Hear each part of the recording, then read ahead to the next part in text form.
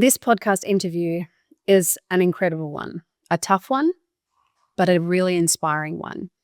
Imagine being a new mum of a 3-month-old baby girl and being diagnosed with stage 4 bowel cancer. This interview is incredibly raw and honest, and such a great reminder that we need to take our health and signs and symptoms that we would not give any attention to seriously. It's a privilege for us to hear from Kellie, from her perspective, from the insides of the trenches, and to also hear about her hopes and her dreams and the plans that she's got for her life. Let's go. Let's do this. Let's go. Welcome, Miss Kellie. Lovely to have you here. Yes, thanks for having me. You knew how to find me, which was great. Yes. Yes. So we don't know each other that well, but we're connected through friends next door, literally. Yeah, literally. And we spent some time in Bali together swimming in pools at a wedding last year. And how good's that? That was so good. So I read your book last week and I feel like I got to know you through those pages. And I'm sure you've probably heard that. Because whilst, I might have met you a few times and chatted, there was something about in those pages, I could almost hear you talking. Which is, I guess, is the whole point of the... I know, but that's why it's written so well. And I think it sounds like it was just verbatim. Is that fair? Yeah. So there's many things in there that I'd love to talk about. One of the things, though, that I guess let's start with, tell us about yourself. Tell us about who you are, and we'll get into your story. Yeah, for sure. So I guess me right now, I'm just a 20-something, and that's how, until further notice, I'm in my 20s. Yeah. 20-something mum, wife, advocate, and author. I know. That's me at the moment, I guess. But yeah, I just feel like I've always just been this person, and now I just have titles to list next to my name. Yeah. So you've got a beautiful little girl. I do. Soph. She's 3. She is 3 and she is going on 13. Yes. She's a great little girl. And Jeremy, how long have you guys been together? God. I don't want to give away my age, but 8 years. Okay. 8, 9. A long time. Early 20s. Just so you got married at 16 or something, right? I think 8 years, 8 or 9 years. Yeah, it's been a while now, but it's been a. It feels like yesterday. Yeah. Yeah. Okay. And how'd you guys meet? Justin Bieber concert in Sydney. Like just randomly? Yeah. Yep. Yeah. Wow. Genuinely randomly. Yep. One of my friends knew one of his friends. That's how we met. Nothing romantic or anything initially, but yeah, over a couple of years we ended up getting together. Yeah. The old Justin Bieber. Thank God for him. Hey? I know, right? Far out. He's a bit embarrassed about it, and to see it gives off the he was performing on my my home turf because he performed in Western Sydney, but he's a big fan. Okay, but he tries to tell people he got forced to go there. He just got free tickets. Yep. Yeah. Cool. Yeah. So quite recently, yeah, you were, I guess, given some news that no one saw coming. Yeah, no one. It wasn't even an option when I was going in to be, I guess, diagnosed. Little unbeknownst to myself, it genuinely wasn't something that even crossed my mind, and I'm a bit angry at myself for not thinking of it. But it was genuinely not an option, so I just wasn't prepared for it. I think when I was reading your book, you tell the story about you were driving in the Adelaide Hills, and like you had situations where you were desperate for the toilet and it was out of the ordinary. Yes. And yet I was reading the pages going, well, you probably think things like, well, maybe I've got a gluten intolerance or something's not right. Hemorrhoids. Oh. Hemorrhoids. I was adamant that was what I had. I just pushed a baby out. Like that happens all the time. Yeah. So I just was so adamant that it was either that or, IBS or, I had a shit gut microbiome, whatever it may have been, but it was kind of popular to have that at the time as well. So I kind of lent into it. Yeah, and I think when you say you were mad at yourself that you didn't think it was going to be anything sinister, I think, does anyone ever think that? I don't know. Yeah, I guess unless you've had family history or you've experienced someone close to you or someone that you know of a similar age going through that. It genuinely, when I say it wasn't even an option, I didn't even know it was a thing. No. And I think that there seemed to be within your story, this almost perfect storm of like Yeah. you went to go in and have a colonoscopy and it got cancelled, and then I guess your attention got diverted, which, by the way, we all do that. Oh, I'll go do that later. Yeah, like I said, I was, young, in my young 20s. Yeah. So when a nurse says that it's an elective procedure and you don't need to come in, obviously What am I doing? I'm not questioning that. Yeah. Yeah. Yeah. So ultimately you get diagnosed with bowel cancer? Stage 4 bowel cancer, yeah. Like straight up? Straight up. 2 days, 3 maybe? Yeah. Yeah. And tell us a little bit about just walking out of a doctor's room with that diagnosis. Yeah, so the initial diagnosis was just, this is what cancer looks like. So I guess I didn't really have a lot of information, and it's not at the fault of the doctor that was giving me that information, because he also doesn't know anything more than that. His job is just to find it. So it wasn't until I saw a surgeon within 24 hours of that diagnosis that he sat me down originally and he told me that this, like, you're in your 20s, like, it's okay. Well, you're gonna be fine. You'll be fine. We'll cure you. And then, after 1 or 2 scans, it was look, we're going to try to prolong your life. So that change in language was immediate, I guess, fear-inducing to me, and at no fault of their own. It's just I noticed a complete change up in the, we'll cure you too. We'll try and prolong your life. Obviously, that's 2 very different things. And as a mum to a not quite 3-month-old, a couple days shy of being 3 months old, it was a wild experience. I was weaning my breastfed baby. That was hard to read that. Yeah, weaning my breastfed baby while in a hospital room, and asking the doctors to quite literally milk me while I was under because I was getting mastitis. I felt like a dairy cow at some stages, and I laugh about it now, but in the moment it was a wild experience. You were being robbed. Like when I was reading, I was like, this robbing of this experience to try and save your life. Yeah, and it wasn't. In the moment, I didn't feel all those emotions because I was pretty adamant that, after the 9 months, I'd have another baby anyway and fall pregnant and do that. But now, knowing that was my only motherhood experience, it's hard to grapple with. Yeah. So maybe some of the grief that wasn't experienced in that moment now is experienced for years later. Yeah, sure. Yeah, because as you said, you weren't to know, and probably for you it was like, well, I know I'm facing this, but this is going to have an end to it. Yeah, and I'm going to get on with life. Yeah, we had 12-week blocks for a bit there, holding on for dear life. Every 12 weeks is what I would work towards, whether I started in January and I was hoping for March, and then March came, so we were hoping for May.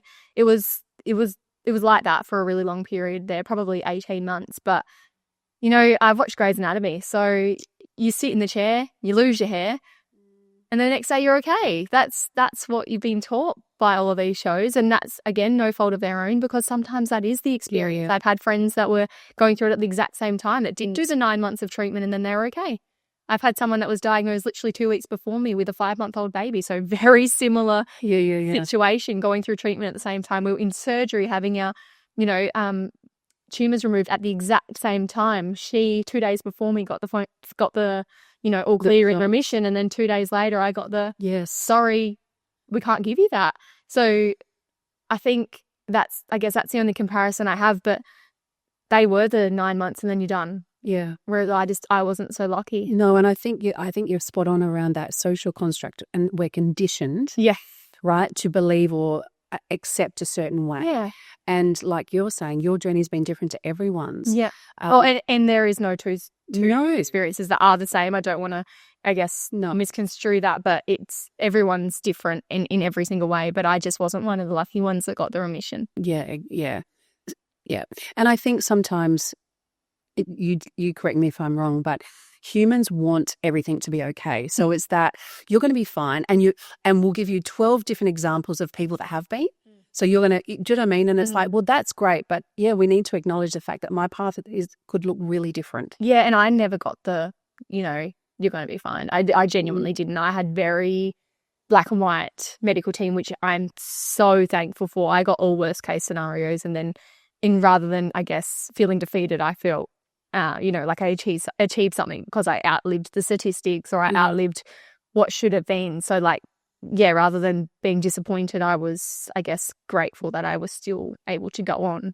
Yeah. Which, trust me, I needed, because if I was the one that was given like the don't worry, you'll be fine, and then I wasn't, I would have spiraled. But I got really, really lucky. My medical team could read me within, 2 minutes of meeting me. Like, if we give her a prognosis, she'll live to it. If we don't literally draw a diagram for her, she won't understand what's going on. They were really great at knowing what type of person I was really, really quickly.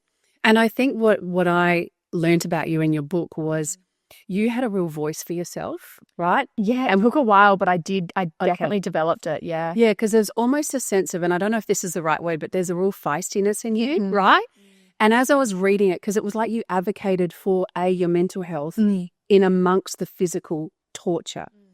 And I think the way you explained how you would communicate to your team was like, I'm done. Like, I cannot, you need to listen to me. Yeah.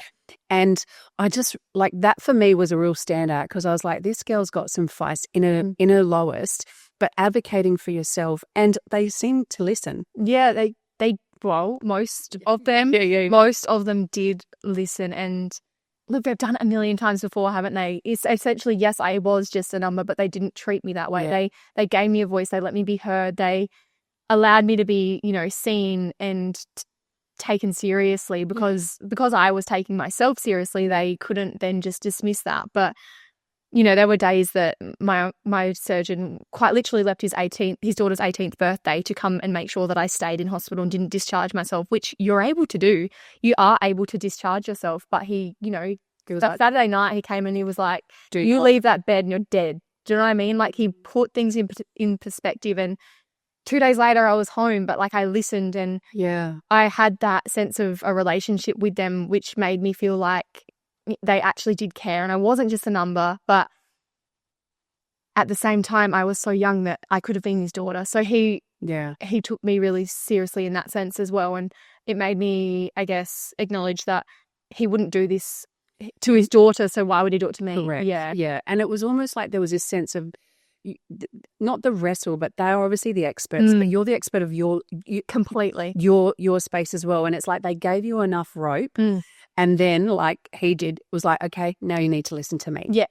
And I think, that mental aspect around that for me was a big thing reading the pages. Completely. Like, Leanne from next door would literally come and sit in the hospital room because she knew I would discharge myself. Yeah. Because why would you discharge yourself? Just could not do it. Yeah. Because so you've got a different nursing team every single day, right? Yeah, you do have a couple that will come and go consistently, but you're re-explaining everything they've just explained to someone at 8 a.m. to the now 3 p.m. new nurse. So, like, I felt like I was just constantly trying to explain that I couldn't do it anymore, or, I just wanted to go home. Like, I wasn't. Is there a different? I wasn't cannulated. So why did I need to be in there? I wasn't receiving any medication that wasn't oral. So why couldn't I do that at home? I think sometimes, obviously, the people that grace that ward are of age, and they aren't, I guess, trusted to continue doing the things that they're doing in the hospital, because they are of age. They might forget. They might be too unwell to get not have anyone to not have anyone at home to help them. So I think that in that way that they are very narrow-minded into what age comes through those wards. So I feel like I had to. You were an anomaly. I was, and there's not many people, under 50 years old that grace that ward. So I definitely had to advocate for myself in that way. But it wasn't until, I guess, I showed them how much it was affecting me mentally, and I wasn't getting better because I was spiraling mentally. And that's when they were like, shit, let's let her go home. She can do this. See if she can get better. Ouch. And if she can't, she can come back. And I think I definitely had to obviously push for that. But once they realised that, within 2 days of me being home, everything stopped being wrong, that's how they've treated me ever since, if that makes sense. Yeah. Is it fair to say the mental aspect of this journey for you is equal proportion? Oh, worse. 100% worse. Yeah, completely. Like, trying to keep your mind strong while you have every reason as well. Like, you're almost encouraged to spiral. Yeah. You're given every opportunity to lay in bed and cry. I had to go against that as well as my own thoughts. So I really had to stand out and be different or go against the grain in every sense of the word. Yeah. Well, that really struck me. Right? And I think that thank God, literally, that you had that part of your personality too. Oh, do you know what I mean? Like, thank God I'm an extrovert. Yeah, because even the little girl in the book, when you talk about in being in primary school and playing, like you already innately had that. Yeah. Right? Completely. But honestly, thank God for that, because I think it could have been such a different experience for you. Completely. And I love the way that there was one particular nurse that you talk about in the book that she just sounded like she was your bestie. He was like, okay, let's do this. Yeah, well, she gave me her phone number, and I bet you she regrets it now, because she hears from me every time I've got something wrong. There's a couple of nurses. There's my stoma nurse and my surgeon's assistant that they've stuck with me now. Yeah. So what's been, I guess, the difference from the very early stages to now from that mental health perspective? Like, what are some of the non-negotiables in your life to help you battle through some of your really difficult I think there's definitely a few things that I've had to adapt, obviously, along the way, and work out what works for me and what also works for everyone around me, because like I've mentioned before, I don't have a filter anymore, so I say some things that are really confronting to some people. But can we talk about that filter? Because we talked about that. Oh, absolutely. We can talk about that soon. But mentally, not only do my doctors now have it in writing that she does better when she is listened to. Like, that's quite literally in my file now. Like, she does, even if, I say something, they pretend to agree with me and then do what they need to do.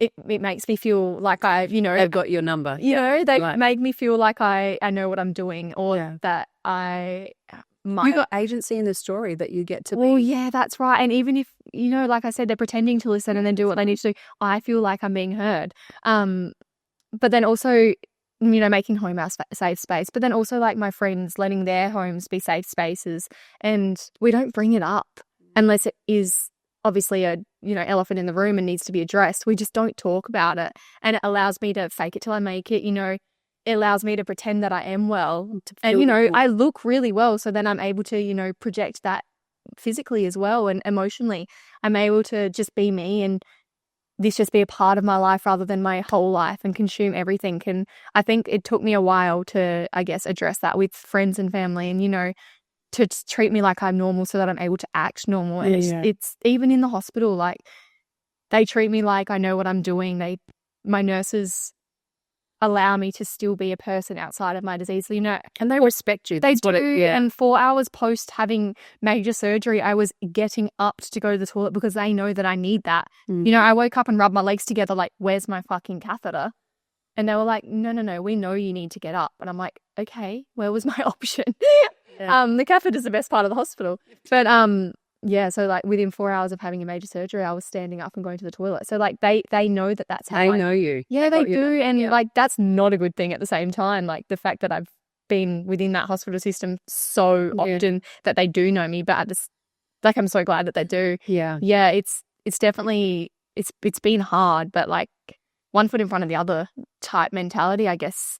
I used to look 12 weeks in advance. Now I look 2 years. Like, I'm already booking holidays in December. Like, that is wild to me. Yeah, okay. And like, even Sophia's quite advanced, which is fantastic because, riding with no training was something that I never thought that I would see. But seeing these things, I guess, gives me hope that I'll see more. And yeah, like, looking well definitely helps. Like, looking unwell was when I would spiral the most because people would have pity, I guess you could say, for me, which is great. Did they say that, or did you just feel it? Oh, the eyes. You can see it, a facial expression tells 1,000 words. And even if they didn't say it, I knew what they were feeling. So I think my ability to, live life and have a quality of life has definitely helped. And it sounds like, that just education of the people that you love, right? Giving them the flags of, let's go between these flags. Anything outside of that, off limits. Tell me, what's been the challenge of people in your world, right? Because you're in this role and you're doing life and you're running the race, but you've got people around you who, are also running it with you, but it's very different. Like, even with Jeremy, and I know your mum's been a huge support and influence in your life, how are they traveling? Like, what does it look like from them? Are you able to observe and look in, or are you like, I can just do me? No, so it probably did take me a little while, but like right now is where I guess, especially after writing the book, I've realized how much they've absorbed as well, but at the expense of me probably not showing them how hard it really has been. Because you couldn't. Like, no, you're like probably just here. But I had burdened them enough with the diagnosis itself. And I know that everyone will tell you that it hasn't been a burden, but it's fucking bullshit. I know how much it's impacted so many people's lives. And I've definitely held a lot in to avoid. Protect them? Yeah, well, that's it. And avoid more, I guess, hurt, because I know how much. And I've never, been the care person, but I now see how much it's actually impacted so many people in my life being that care person. But they haven't actually experienced all of it. But for sure, I protect everyone that I love, and that's just the person that I am. But slip-ups here and there of, sharing the darker days, I've seen how much it, the shock in people's faces, or sitting next to my bed and being like, she's really unwell. And I've seen how much that's then impacted the relationship I have with that person. So I've just stepped back and let myself absorb all of that, which was really, really hard, especially with the time of life that I'm in. But Jeremy, for example, didn't even know what palliative care meant. Like the fact that I've heard that a million times in my journey, but the fact that I'd managed to, hide that from him for so long until I really had to express that, it shows how much that I protected everyone in my life from further hurt and pain. And, the emotions that you feel through this are really, they're wild. They're wild. There's sometimes I couldn't even grapple with my own emotions, but I'm glad that I was able to protect everyone else and allow it was a bit selfish, really, because it allowed me to then go home and no one knew. So I was able to, again, fake it, make it, and act like I was. You even talked in the book, there was one particular story where you said you were in bed and you were in one of your darkest and you were crying. And I think it was Jeremy or your mum walked up into your room and you said, I just switched off the tears. Completely. Right? Completely. And in that moment, I was like, yeah, it felt like I was in a movie sometimes. Like, I'd be a fantastic actor. Fantastic. Honestly, I should be signed because of the way that I was able to fake so much, like so much. And, particularly through, the fertility side of things, no one knew. Obviously, yes, Jeremy knew. He had to. He's the sperm introvert. He's the sperm in the baby making, isn't he? So he had to know all of that, but he still didn't know how much it affected me. I chose days that he was away to, crumble. Breakdown. Yeah. I've got 2 days a week that Sophia's in care. So 2 days that Jeremy's at work and Sophia's in care. That's 2 days of being self-loathing almost. It was wild, but I'm glad I did it. Okay. Because no one questioned my ability to, keep going, because I did just keep going, didn't I? Yeah. Yeah. Tell me, now that people have read your book and there's real insight and I guess some moments of, I would imagine for especially your family and friends reading it, that would have been confronting. What's their take been on it? And do you think that default in you is going to shift, or are you still in that moment of, no, this is my role, I am going to protect at all costs? Or I had some really hard conversations, especially with Brian next door. I had to message her and be like, hey, you need to read the book before the rest of the world does, because there's stuff in there that you don't know. I had 2, maybe 3 people that knew everything, and she was anxious as hell. I dropped her the book and she was like, what's in it? What have you done? What's, the way I guess I expressed it, I probably overreacted with what was in there. But at the same time, as soon as she read it, she was like, I remember the exact moment that happened. Yeah, wow. I guess I was a absent friend, especially in, pregnancies and exciting moments. But it was to protect myself, but also protect them, because, I'd get a message being like, hey, letting you know before we let everyone else know that we're pregnant, and not Brian in this instant. And I didn't reply for weeks. Yeah. And then I'd be like, shit, Because you're my best friend. Like, Yeah. holy shit, how have I not replied to this? But I didn't know how. Yeah. Because I'd been so strong and acted as though it hadn't affected me, I didn't know how to be like, that sucks. Yeah. You You know know how what I to flip the switch and go, actually, can I be real honest to say, like, I can't function at No. the moment with that. Yeah. Yeah. Completely. So I just mute, which in hindsight wasn't the right idea, but I don't think it's about they right or understand wrong. now that they've seen it. They understand, I guess, how much it affected pain. Yeah. And I think, I really understand that default of I'm trying to protect people whilst I'm trying to protect myself. But I actually think that book is going to open up like So many such connection with even further connection and intimacy with your friends and family, right? Because they're like, Kel, like we can carry this, right? But sometimes they can't, which is why I didn't want to. Yeah. Oh, And like, it's the same as me. Like some people come to me with, their traumatic experiences. And I'm like, I don't have the capacity to take this on. Yeah. I don't. And I have to be really honest in those times, but I sometimes just mute. Yeah. I don't get me wrong. I get back to them eventually, but Yeah. it takes me a couple of weeks to be like, oh, your life's really normal. Yeah. Yeah. Cool. Yeah. It reminds me, I guess, of what I've lost. Correct. Yeah. And there's just such grief in that. Mm. And grief is Truly. one of those things that looks different every day, Truly. So can we just talk about, because I find it really fascinating. I think it's an unexplained scenario of chemo. You're talking about that part of the chemo treatment has damaged part of your brain that has a filter. Yeah. It's a common side effect of losing your memory. My memory's great. My filter, not so much. It's the part of my brain that's, I guess, been blocked.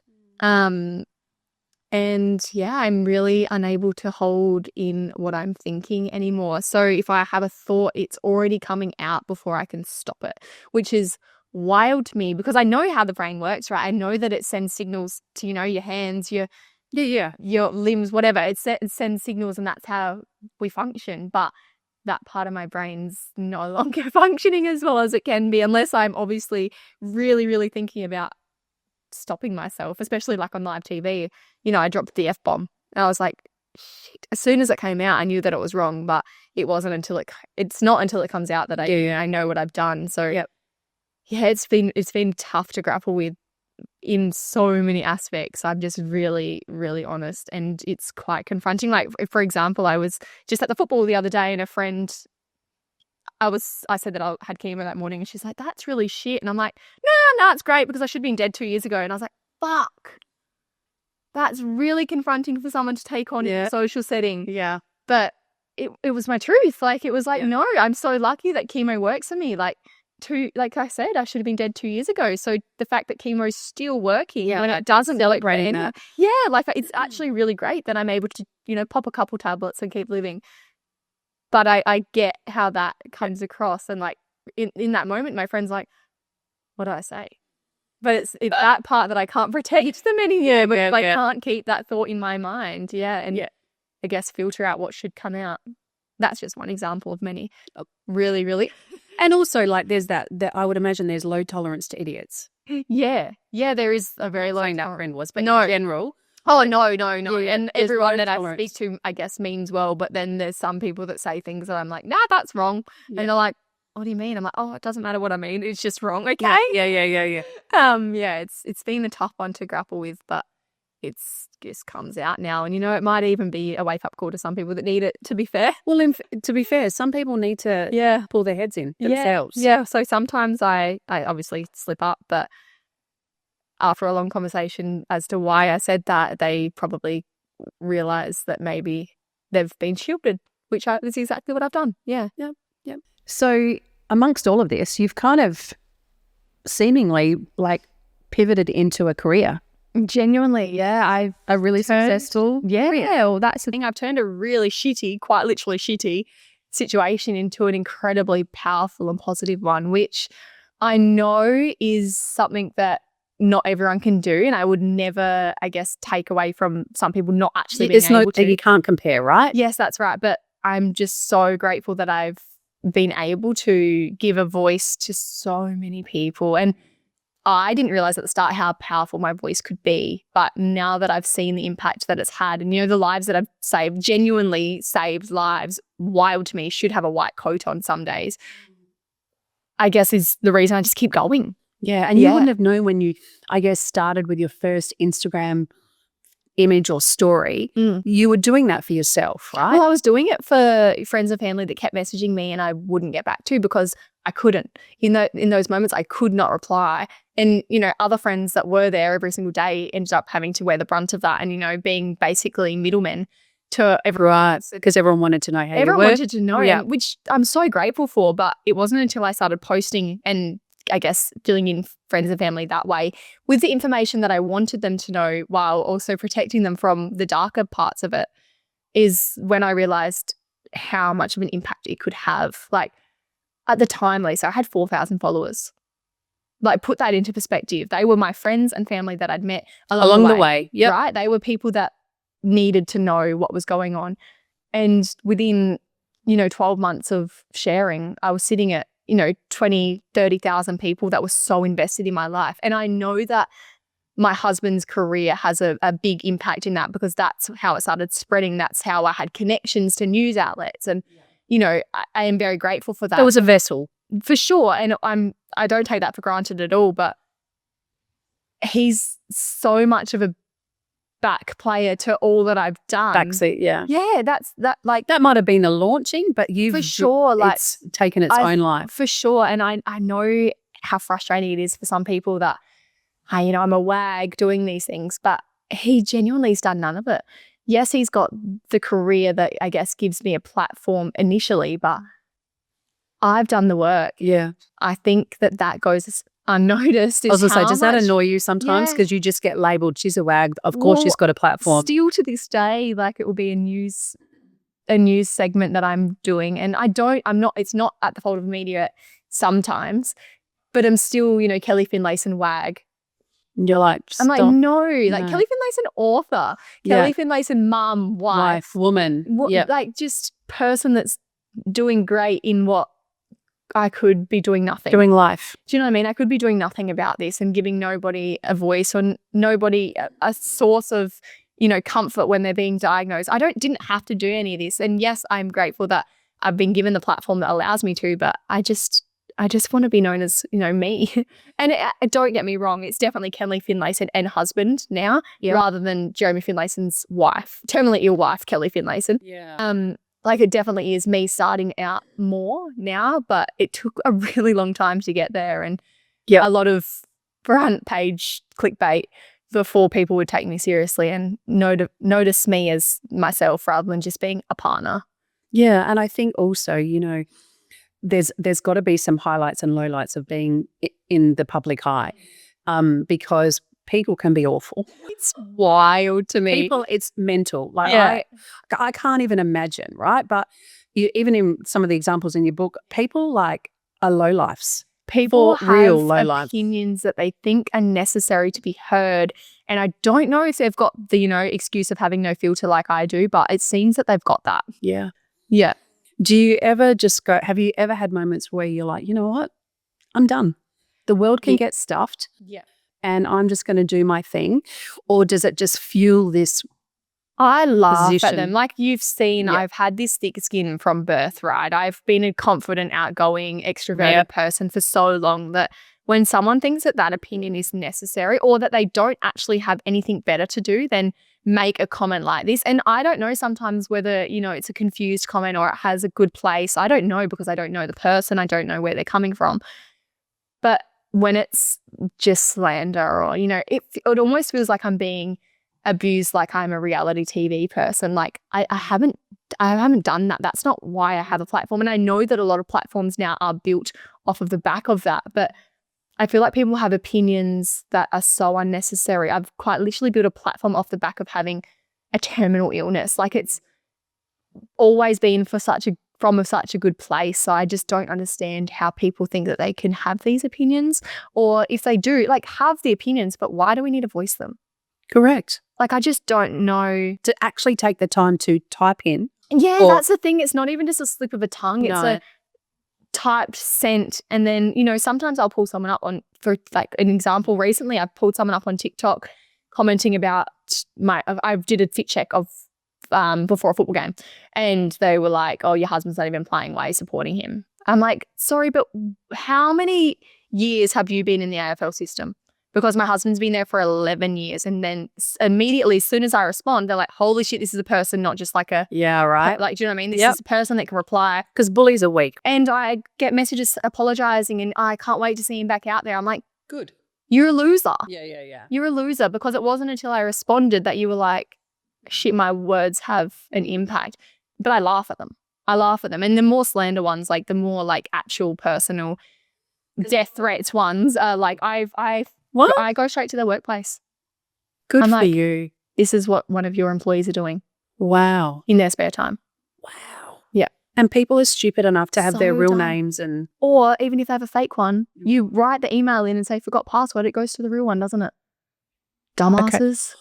Note to self. Dumbasses. Wow. That's how dumb these people are. And they don't expect someone to actually do that. To go, you know what, dude? I'm coming for you now. Yeah, good luck. And I think, you know, you talk a lot about the fact that because you look well, you know, people are like, Yeah, so it's a blessing and a curse, isn't it? Because I'm so grateful that I am like visibly and physically right. I look fine. I look almost better than when I did pre-diagnosis because I was, you know, postpartum, right?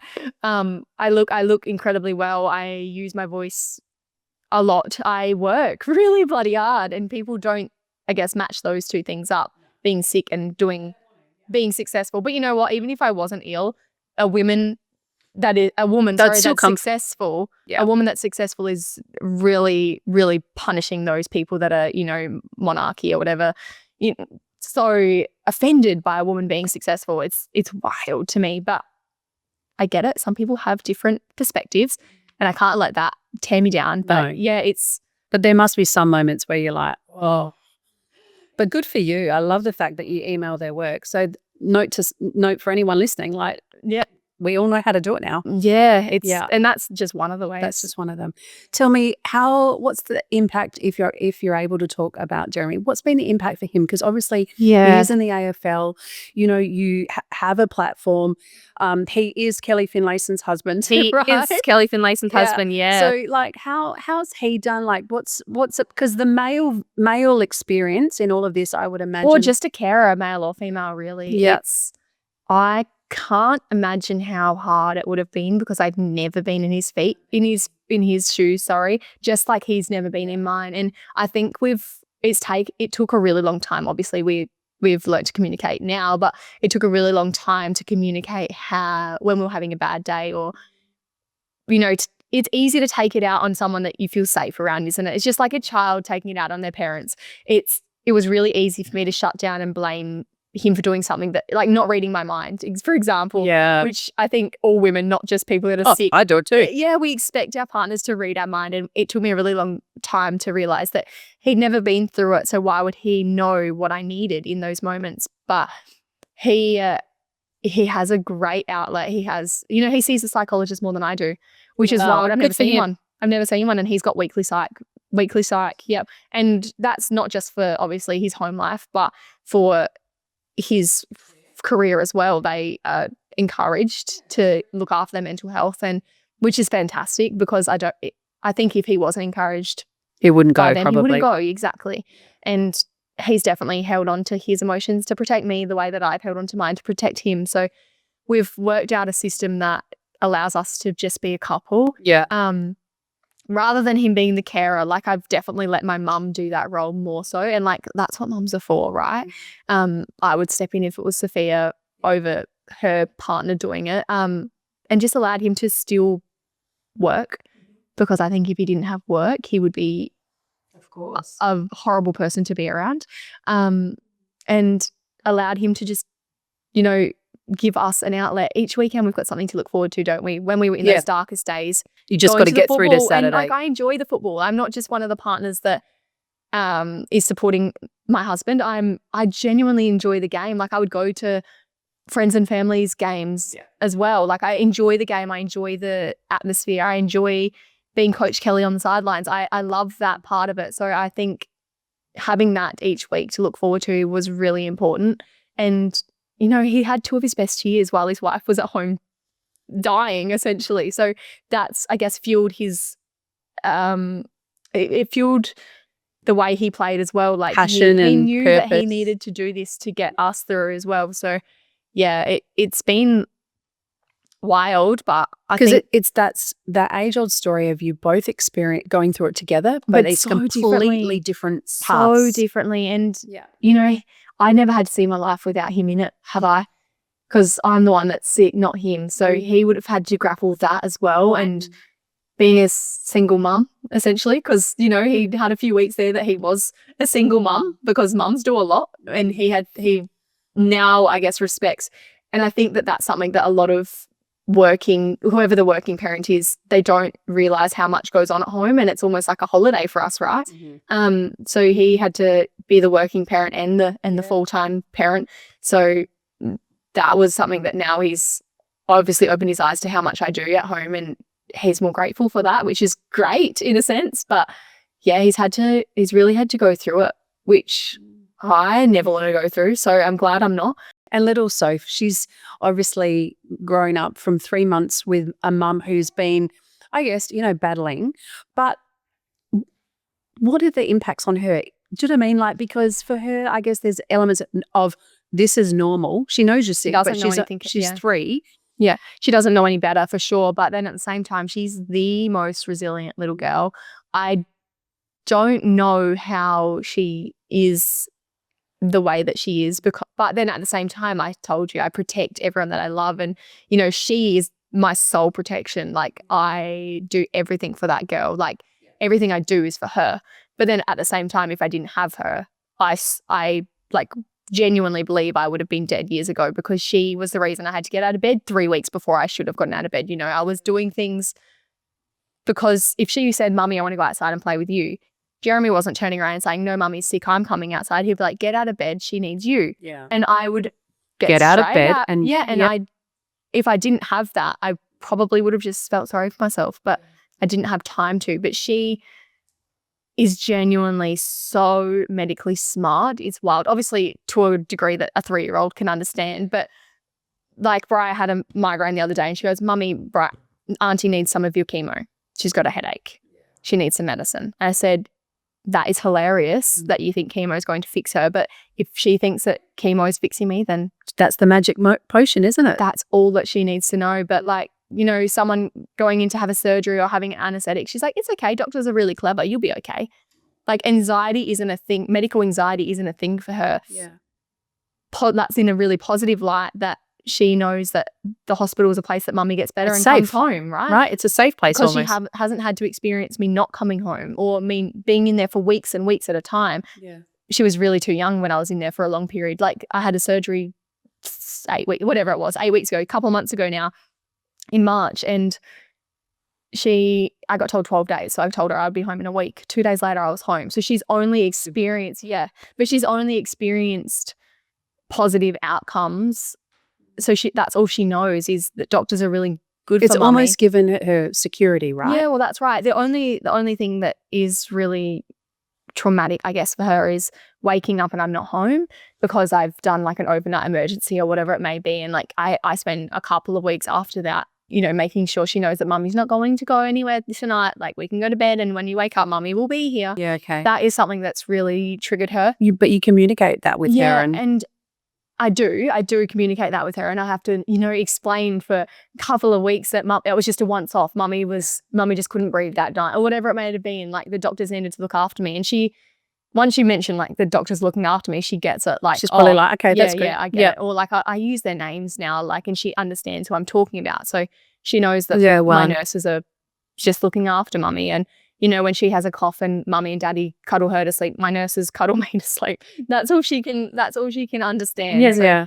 But yeah, there's been a positive and obviously a little bit of negative trauma there for her as well. Yeah, but, absolutely. For the most part, she's just built this incredible resilience. And I know that that's testament to the way I brought her up. But I was going to say, that's also a parenting win. Yeah, but at the same time, like, I'm not the only person that's brought her up. Like, no, your mum. For a year there, she she called Brian mum. She called my friend Jess mum. She called Leanne nan. Like, she's called all of these people mum and nan because she just knows that mums and grandmas look after me. Yeah, she doesn't know that that's an actual, label for the person that birthed you. She just knows that if I call you mum, you look after me, right? So that's all she knew. And she had 5 mums in her life for one stage there. And like, how lucky. Yeah. How lucky. I could look at it in a way that I wasn't able to be a mum, or I could look at it in a way that I had 5 people in her life that loved her the same way I did. Yeah. That's not something that most people can say. Yeah. What a gift. So lucky. So beautiful. Tell me, what would you say to someone that has literally just walked out of a doctor's room with a diagnosis that it's still unknown? Like, what would you say if they're watching this today? What would you say to them? What would be your words of love and wisdom? We don't get many choices when we're given a diagnosis, do we? We have you do as you're told or you die. They're the 2 choices that we're given medically. But the choice that we do have is how we respond to that information. It's how, we can turn it into the worst case scenario, or we can backflip and make something of it, or not. You don't have to make something of it, but you can be a really positive person and, get through each day with pride rather than, misery. And I think that that's something that I've learned along the way, is the choices that I had were, like I said, to get on with it or die. And I chose to get on with it in an incredibly powerful way and use my voice for those that don't have theirs anymore, or those that aren't comfortable using theirs, and that you don't have to use your voice to get on with it at all. But they're your 2 options, really, isn't it? You can feel sorry and why me, or you can flip it on its head and be, why not me? Someone's going to get diagnosed every single day. Why not someone that can deal with it and, make something of it? Yeah. And so just some medical information for those watching. Because I know, what are the symptoms? What are some of the symptoms? And where do people go to get checked? Let's talk that, because I think we need to wrap with that, right? Yeah, so symptoms are, I'm a woman. So if you're a woman, you've had every single one of these symptoms without having cancer. So especially being, postpartum, unexplained weight loss was pretty self-explanatory, wasn't it? While I thought I bounced back in 10 days, and clearly that wasn't what was happening, but I was proud as hell. Like, I was back in my jeans 10 days post baby. Absolutely, I would take that and run with it. But then also, blood in your stool. I had blood everywhere.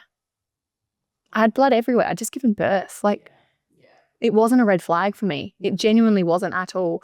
And it should be. That should be your biggest red flag. Yep. So blood in stools. Yeah. So unexplained weight loss, unexplained fatigue. I had a baby, pretty self-explanatory. Abdominal pains. And there's another one. Abdominal pain, blood in your stool, unexplained weight loss, fatigue, and there's another one and I can't think of it. It's okay. I can't think of it.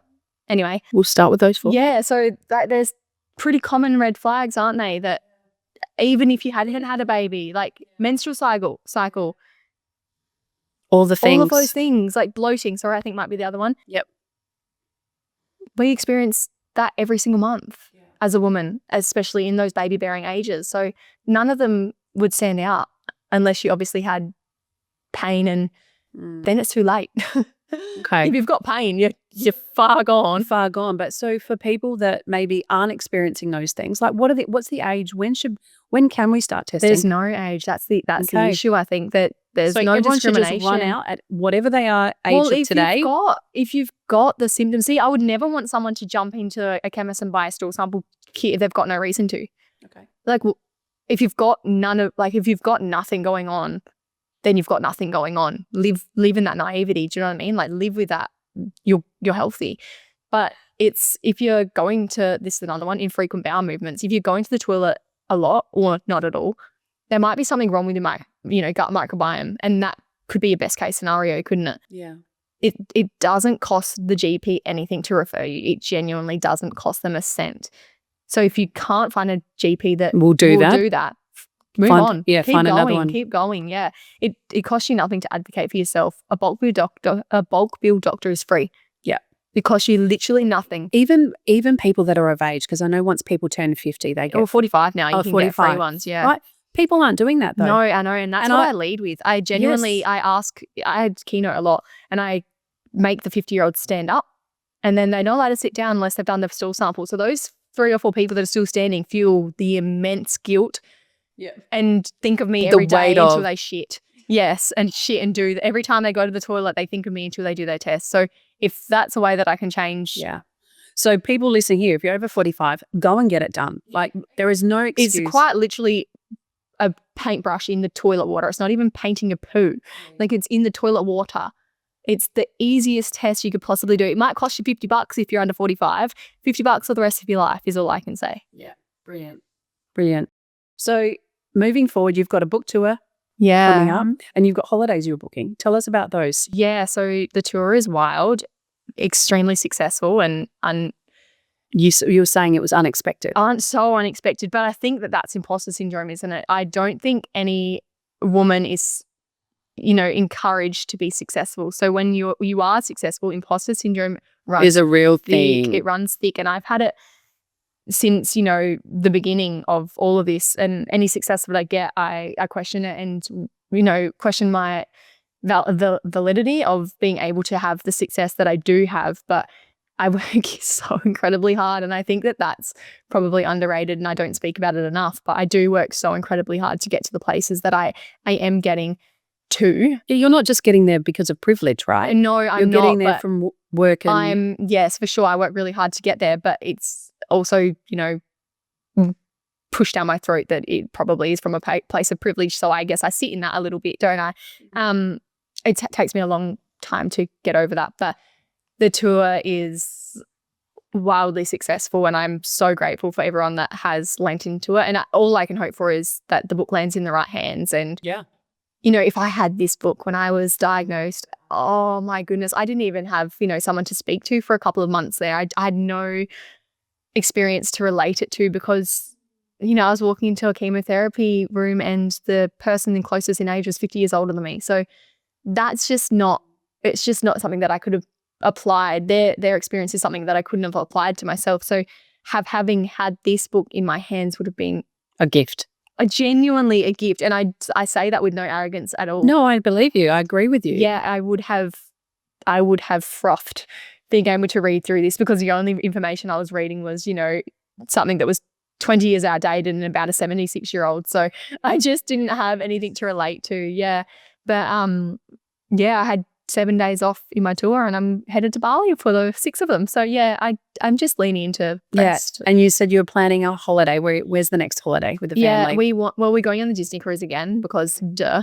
Jeremy didn't get to see Sophia light up the way that I did, and I just can't let him miss that because my goodness, it was just incredible. But we also want to get over to America really badly for a snow Christmas, because I've done it with my family, but I really want Sophia to experience, a white Christmas. And my goal is, it's one of the top of my living list, is New York in December. So is that this December? That's the aim. We haven't booked it, but that's the aim. Obviously, all things permitting, but yeah, that is the aim. And if it's not this year, it's, I've got next year, don't I?